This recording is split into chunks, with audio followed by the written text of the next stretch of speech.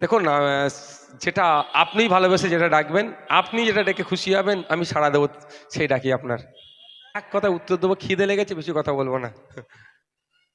পাপ বাপ কেউ ছাড়েনি, পাপকে তুমি ডেকে নিয়ে এসেছো ভাই। উনি ক্ষমতায় নেই বলে পশ্চিমবঙ্গে স্যার হচ্ছে, তাহলে শুধু ঢপের চপ দিচ্ছে।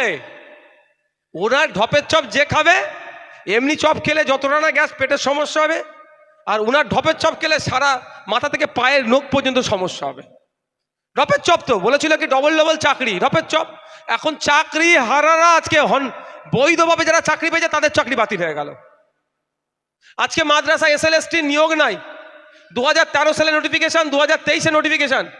এই এত ডিস্টেন্স, মাদ্রাসায় প্রায় 10,000 শিক্ষাকর্মী শূন্য পদ, কিন্তু চাপে পড়ে কিছু 600 কটা ভ্যাকেন্সি, 300 না কটা ভ্যাকেন্সি দিয়েছে, মানে আপনার জয়নিং লেটার দিয়েছে। কিন্তু জয়নিং লেটারের মাদ্রাসায় গিয়ে শিক্ষকতা করার আগে মেডিকেল সার্টিফিকেট আর পুলিশ ভেরিফিকেশান, এই পুলিশ ভেরিফিকেশানের নামে বকলমে খবর পাচ্ছি NRC নাকি করিয়ে নেওয়ার কাগজপত্রগুলো চাইছে। তো ঢপের চপ দিয়েছে, 10,000 মাদ্রাসা দিবার গল্প শুনিয়েছে। আনএডেড মাদ্রাসা 338টি, যাদের এখন অনুমোদনহীন, আর অনুমোদন 237টি, 235টি। না বাচ্চাদের মিড ডে মিল, না বাচ্চাদের স্কুলের ব্যাগ, না বাচ্চাদের বই, না বাচ্চাদের পেন খাতা, না চক, না ডাস্টার, কিছুই দিচ্ছে না। আপনি শুনলে অবাক হবেন, যে সরস্বতী প্রেস আছে সে স্কুলের বই বিক্রি করে মার্কেটে, আর মাদ্রাসার বই বাইরের মার্কেটে বিক্রি হয় না, আর সরস্বতী প্রেস ক্লাবে বিক্রি করছে না, আর সরকারও ওই মাদ্রাসাতে বই দিচ্ছে না। বাচ্চারা কোথায় যাবে? এই ঢপের চপ দিয়ে চালাচ্ছে। আর ঢপের চপ কি আমরা এই জায়গায় দাঁড়াচ্ছি, এই SIR নিয়েও ঢপের চপ দিয়েছিল, বলছিল SIR হলে হাম কি ঘিরাও করেঙ্গে। তো ঘিরাও করার বাদ দিয়ে, বসো ভাই বসো, আরে তুমি বসো, পিছনে ক্যামেরা চলছে। ঘেরাও করা বাদ দিয়ে কি তারপরের দিনই চা খেতে চলে গেছে অফিসে। এই ঢপের চপে কেউ বিশ্বাস করবেন না। স্বাভাবিকভাবে যদি সরাসরি যে কোনো রাজনৈতিক দলের যদি সে ওই আপনি পদাধিকারী হয়ে থাকে, তাহলে স্বচ্ছতার সাথে হবে না। এইরকম আমরা খুঁজছি, আমরা ভাঙড়ে দেখছি এখন পর্যন্ত যতটা আমাদের সার্ভে চলছে, যে ওই ধরনের দায়িত্ব সরাসরি হচ্ছে না। যদি এরপরও বলবো, ভাঙড়ের কোনো মানুষ যদি মনে করে ও বিএলও হলে এখানে বৈষম্যের শিকার হতে পারে, পার্সিয়ালিটি হতে পারে, স্বচ্ছভাবে ভোটার লিস্ট তৈরি হবে না, তাহলে তার কোন বুথ নাম্বার, তার নাম আমাদেরকে দিন। আমরা ইলেকশন কমিশন অফ ইন্ডিয়াকে এবং কলকাতার যিনি CGO স্যার আছেন তার কাছে আমরা লিখিত অভিযোগ করব, তাকে পরিবর্তনের কথা বলবো। তাহলে নিশ্চিতভাবে তার বুথের তার অ্যাসেম্বলি যেটা আছে, তার বুথ যেটা আছে, তার অঞ্চল যেটা আছে, নিশ্চিতভাবে তার নামে অভিযোগ দায়ের হবে। তাদের লোকাল থেকে অভিযোগটাই দায়ের করতে হবে স্বাভাবিকভাবে। আমি জানি না কে হচ্ছে, কোন বুথের তিনি দায়িত্ব পেয়েছেন, তাকে সরিয়ে দেবে, কিছু করার নেই, সরাতে বাধ্য, নাহলে বৈষম্যের শিকার হয়ে যাবে। আমি তো অসত্য কথা বলিনি। আমি যদি অসত্য কথা বলতাম তাহলে আপনি বলতেন আমি সত্য কথা বলেছি, সত্য সব সময়ের জন্য সত্য। আজকে সত্য কথাটা এস্টাবলিশ হয়নি, 5 বছর পরে হবে, 50 বছর পরে এস্টাবলিশ হবে। আমি বলে এসেছি কবে থেকে, 2 বছর আগে থেকে বলছি, 1 বছর আগে থেকে বলছি কথা।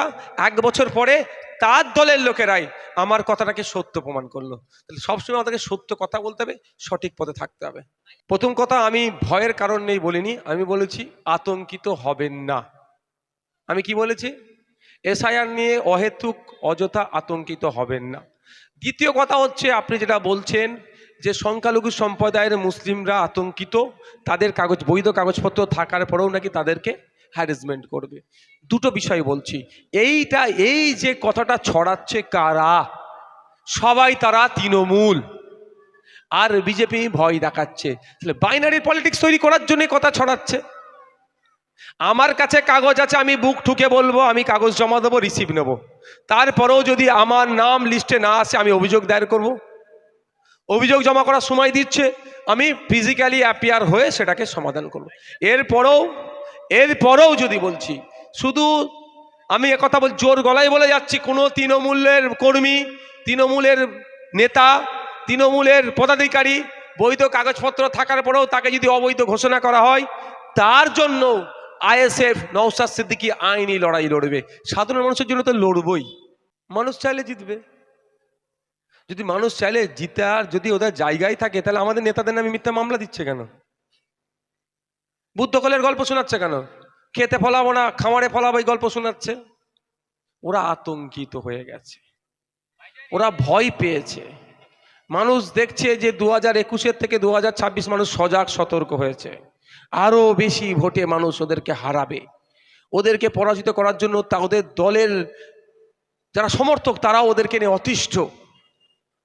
তারাও যারা 2021-এ তৃণমূলকে ভালোবেসে ভোট দিয়েছিল, বিজেপিকে আটকানোর জন্য ভোট দিয়েছিল, সেই সমস্ত ভোটগুলো আজকে কোথায় আসবে? ফিরে খামচিহ্নে ফিরে আসবে। ওই জন্য এই ধরনের গল্প শোনাচ্ছে। না থাকাটাই তো স্বাভাবিক মানুষের পরিচয়। দেখুন একটা কথা বলি, মুখ খুললেই বিষ উগলাচ্ছে, মুখ খুললেই হিংসা, মুখ খুললেই হিন্দু মুসলমানের লড়াই লাগিয়ে দেবে। তো ওই মুখগুলোকে বন্ধ করতে হবে। তো ওই মুখগুলোকে বন্ধ করবে কোথায়? জেলের ভাত খাওয়ালে মুখ বন্ধ হয়ে যাবে। জেলের ভাত খাওয়ানোর দায়িত্ব নওশাদের নয়, জেলের ভাত খাওয়ানোর দায়িত্ব হচ্ছে পুলিশ মন্ত্রীর, জেলের ভাত খাওয়ানোর দায়িত্ব হচ্ছে মমতা ব্যানার্জির। তিনি কি নাকে তেল দিয়ে ঘুমাচ্ছেন? রাজ্যের হিংসার বাতাবরণ তৈরি করতে চাইছে। আমরা সম্প্রীতির সাথে হিন্দু মুসলমান নির্বিশেষে ঐক্যবদ্ধ হয়ে কাঁধে কাঁধ মিলিয়ে বসবাস করছি। আমরা এক জায়গায় চাষবাস করছি, এক চায়ের দোকানে উঠে বসা করছি, আড্ডা দিচ্ছি। সেই সম্প্রীতির সেই ঐক্যের পরিবেশ আজকে ধ্বংস করছে কে? কিছু বিজেপির নেত্রীরা। তাদেরকে মুখটা বন্ধ করতে হবে। মুখ বন্ধ করার দায়িত্ব হচ্ছে মমতা ব্যানার্জির। দুর্ভাগ্য, মমতা ব্যানার্জি তাদের মুখ বন্ধ না করে বকলে তাদেরকে আরো উৎসাহিত করছে। হিন্দু মুসলমানের মধ্যে যত বিভাজন তৈরি হবে, বিজেপি তৃণমূল মিলে তত ফায়দা নেবে। এর হাত থেকে বাংলাকে বাঁচানোর জন্যই হিন্দু মুসলমান নির্বিশেষে মানুষকে ঐক্যবদ্ধ করছি। এই ধরনের সামাজিক অনুষ্ঠান হিন্দু মুসলমান নির্বিশেষে এক জায়গায় থেকে তাদের বিরুদ্ধে হুঙ্কার দিচ্ছি। তার সাম্প্রদায়িক শক্তিকে বাংলায় ঠাঁই দেবো না, তাই সেই কথা বলছি।